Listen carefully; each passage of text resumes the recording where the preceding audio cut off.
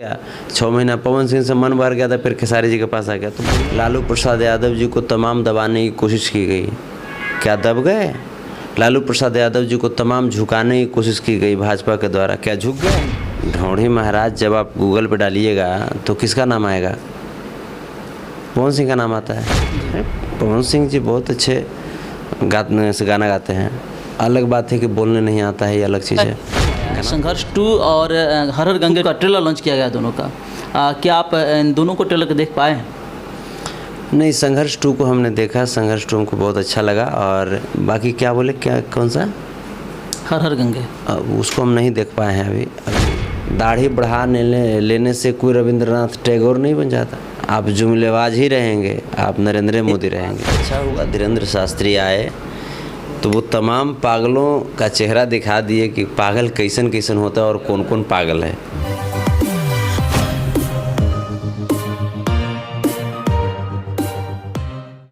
सबसे पहले कैसे हैं आप? बढ़िया हैं, आप कैसे हैं? मैं बहुत अच्छा हूँ। क्या कहना चाहेंगे, आजकल जो राजनीतिक दौर जो है कुछ ज़्यादा उथल पुथल रहा है और देखा जा रहा है कि इसको जाति, धर्म और हमारी संस्कृति से जोड़ा जा रहा है। जैसे मैं हाल ही में बागेश्वर बाबा आए थे यहाँ पे, तो उनको देखा गया कि वो टारगेट एक प्रकार से आरजेडी की तरफ से भी कहा जाता है कि एक टारगेट कर रहे हैं, या फिर ये भी कहा जाता है कि वो यहाँ पर आके हिंदू मुस्लिम करेंगे। तो क्या वो आए और अपना यज्ञ सफल करके चले गए? क्या कहना चाहेंगे कि कैसा प्रतिक्रिया रहा हमारे बिहार में बाबा को और हमारे बिहार वासियों को? तो आप भी देखें कि भागना पड़ा उस आदमी को। तो यहाँ ऐसा न माहौल क्रिएट किया कि ऑक्सीजन घट गया जी। अब जो चमत्कार करता है और उनके अगर सभा से ऑक्सीजन गायब हो जाए तो कैसा चमत्कार है वो तो आप समझ सकते हैं। और तमाम भाजपा के पागल लोग एकजुट हो करके ढोंगी के पैर पे गिर गए हैं कि बाबा कैसा हूँ नैया पार करो। हाँ, एक बात अच्छा हुआ धीरेन्द्र शास्त्री आए तो वो तमाम पागलों का चेहरा दिखा दिए कि पागल कैसन कैसन होता है और कौन कौन पागल है जी। उन्होंने ये भी दिखाया कि भाजपा जो है वो पागलों के सहारे बिहार में सत्ता में आना चाह रही है और तमाम भाजपा के पागल लोग एकजुट हो करके ढोंगी के पैर पे गिर गए हैं कि बाबा कैसा हूँ नैया पार करो।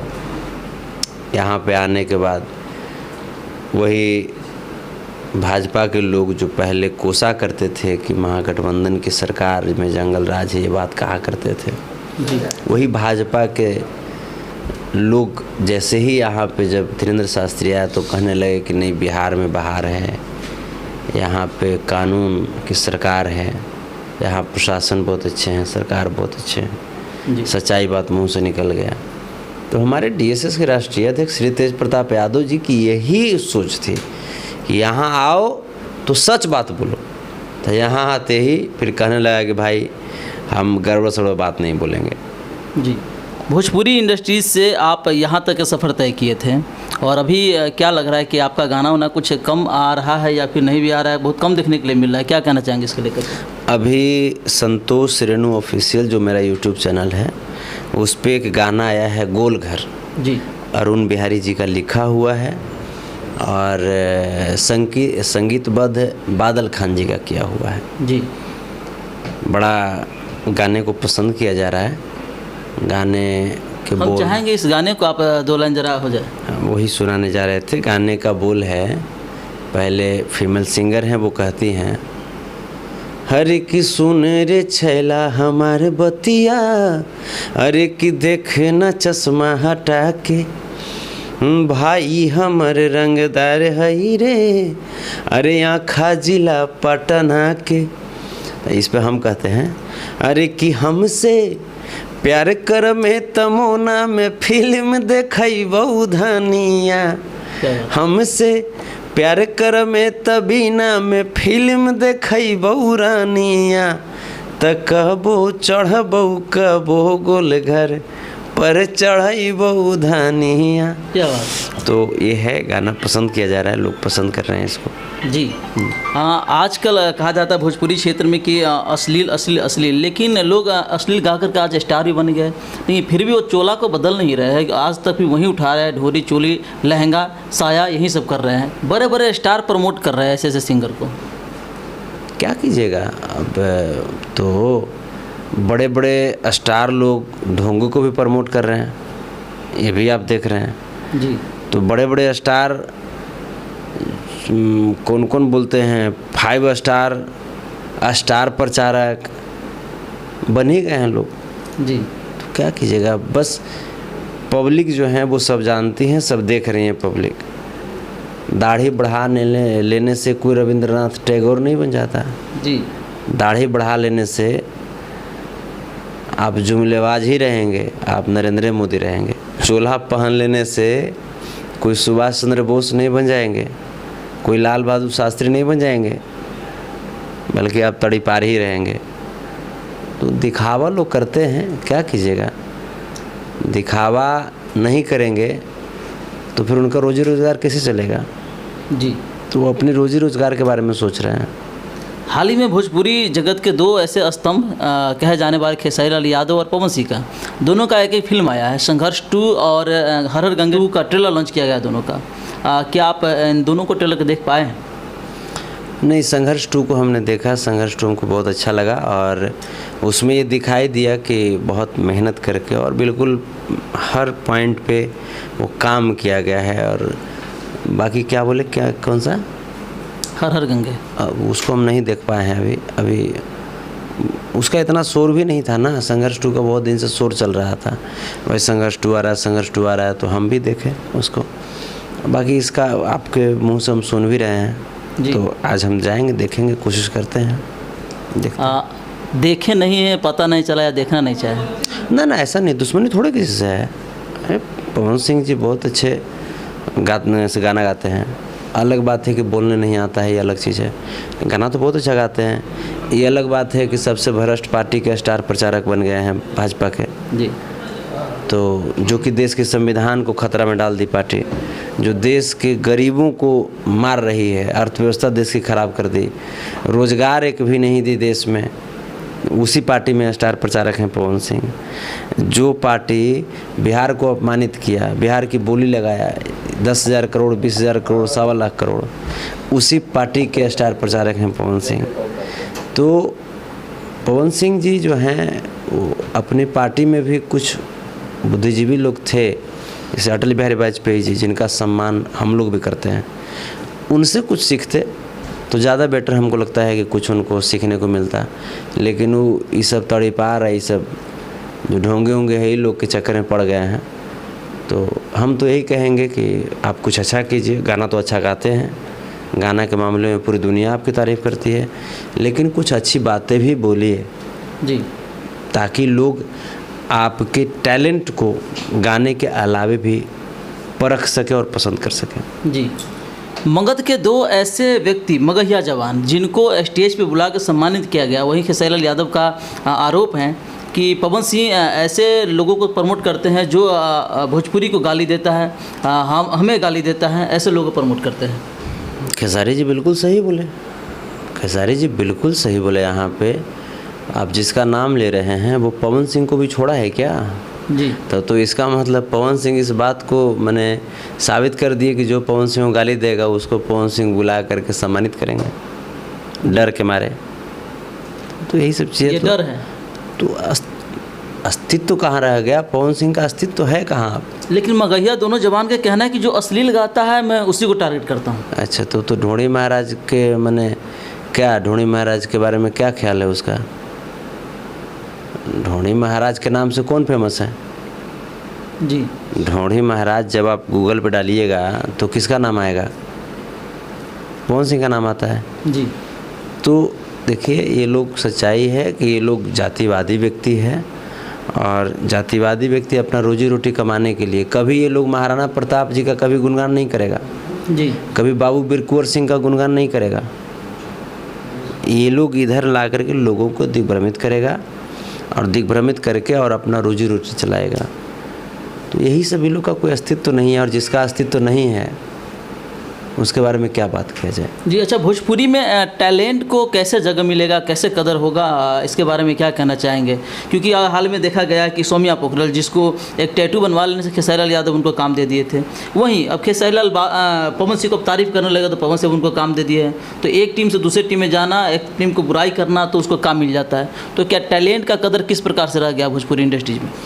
देखिए, टैलेंट का कद्र होगा। टैलेंट आज नहीं तो कल सामने आता है। टैलेंट को आप दबा नहीं सकते।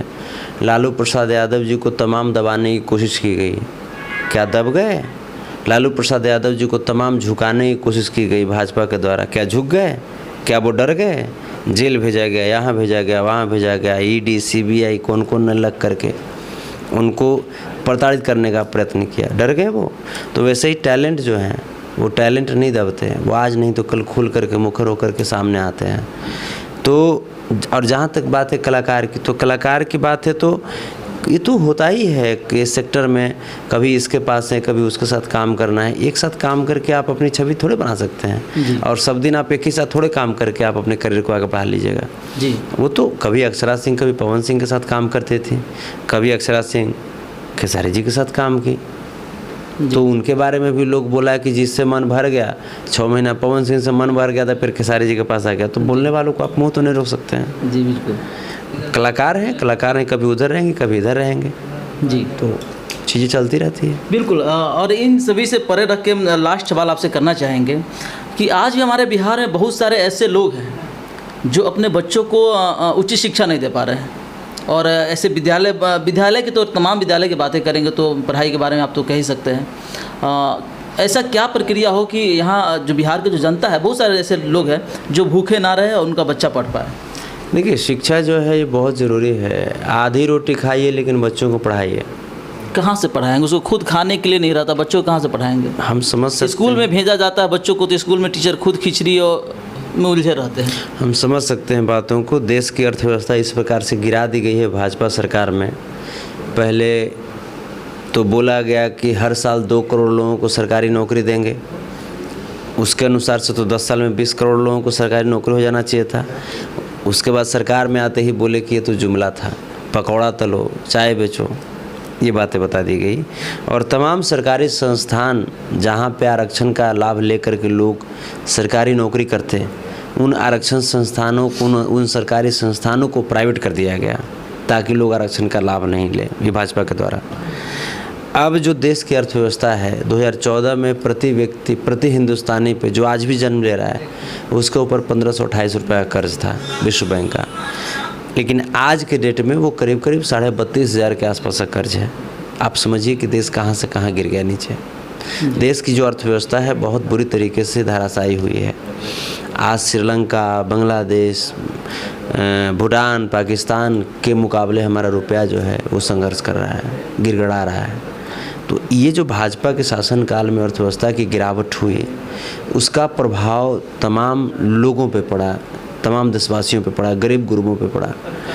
नोटबंदी हुआ 2016 में, उसके बाद कोरोना काल आया, उसके बाद फिर नोटबंदी हुआ, 2000 का नोट फिर तो बंदी हो गया ना। तो तमाम जो चीज़ें हैं, ये सब जो बातें हैं, इसका प्रभाव कहाँ पड़ता है? इसका बुरा परिणाम देशवासियों पे पड़ता है। इन नेताओं को, भाजपा वालों को क्या है, भाजपा वाले तो अपना बड़ा बड़ा दफ्तर बना लिए, बड़ा बड़ा ऑफिस बना लिए, अपना ऐशो आराम में रह रहे हैं। अगर भाजपा के प्रधानमंत्री को यहाँ का पानी सूट नहीं कर रहा है तो हेलीकॉप्टर है ये है, एरोप्लेन है ये है, देश का पैसा जा रहा है, जापान जा रहे हैं, अमेरिका जा रहे हैं, पाकिस्तान जा रहे हैं बिरयानी खाने। अलग बात है कि जब बातें कहेंगे तो कहेंगे कि हम पाकिस्तान को ये कर देंगे, वो कर देंगे, खाने का मन होगा तो बिरयानी खाने के लिए चुपके से अकेले पहुँच जाएंगे जी। तो आज जो देश की अर्थव्यवस्था गिरी है, उसका प्रभाव पड़ा है शिक्षा व्यवस्था पे। 17 साल से बिहार में भाजपा की डबल इंजन की सरकार थी। शिक्षा व्यवस्था को चौपट कर दिया गया ताकि गरीब लोग पढ़ लिख न जाएं, क्योंकि पढ़ेंगे लिखेंगे तो अपना अधिकार की बात करेंगे। अब महागठबंधन की जो सरकार बनी है, आदरणीय श्री तेज प्रताप यादव जी, तेजस्वी यादव जी, श्री नीतीश कुमार जी के नेतृत्व में इस सरकार ने एक बहुत अच्छी फैसला लिया है, एक बहुत अच्छी कोशिश की है कि जो शिक्षक जो होते थे पहले, सिर्फ प्रमाण पत्र के आधार पर, सर्टिफिकेट के आधार पर उनको टीचर बना दिया जाता था। जी। अब है कि अब उनको बीपीएससी लेवल का एग्जामिनेशन उनको क्रैक करना पड़ेगा, तब जा कर के वो शिक्षक बन पाएंगे। इससे क्या होगा कि हमारे बिहार की जो शिक्षकों की जो गुणवत्ता है उसमें सुधार आएगा। और उसके बाद पुनः देखिएगा कि सरकारी विद्यालय भी प्राइवेट विद्यालय के मुकाबले बहुत मजबूत होंगे और बहुत सम्मान बढ़ेगा सरकारी विद्यालय का भी। जब अच्छे से शिक्षक आएंगे, पढ़ाएंगे बच्चों को, हमारे सरकारी विद्यालय के भी बच्चे प्राइवेट स्कूल के बच्चों की अपेक्षा अच्छा करेंगे। चलिए, बहुत बहुत धन्यवाद भैया, आप अपना कीमती समय दिए इसके लिए। बहुत बहुत धन्यवाद आपका कि आप इतना अच्छा प्रश्न पूछे जी। और ऐसे ही पत्रकारिता आप आगे करते रहिए। ये पॉजिटिव पत्रकारिता जो है, ऐसे ही पत्रकारों की ज़रूरत है। बाकी चाटुकार लोग तो भरे हुए हैं, तो कम से कम कुछ लोग जो हैं, आप लोग अच्छा कीजिए और सवाल पूछिए। जो सत्ता में जो लोग हैं, जो पावर में लोग हैं, उनसे सवाल पूछिए, क्योंकि आपका जो सवाल जो होता है वो जनमानस का सवाल होता है, वो देश का सवाल होता है। आपने बहुत अच्छी पत्रकारिता की, इसके लिए बहुत बहुत धन्यवाद आपको। तो देख रहे थे अभी समाज सेविक है या भोजपुरी गायक है संतोष रेणु यादव जी हमारे साथ थे। बाकी इनका प्रतिक्रिया आपको कैसा लगा हमें कमेंट कर जरूर बताइएगा। मिलते हैं बहुत जल्द अगले अपडेट में, तब तक के लिए विदा चाहते हैं। जय हिंद।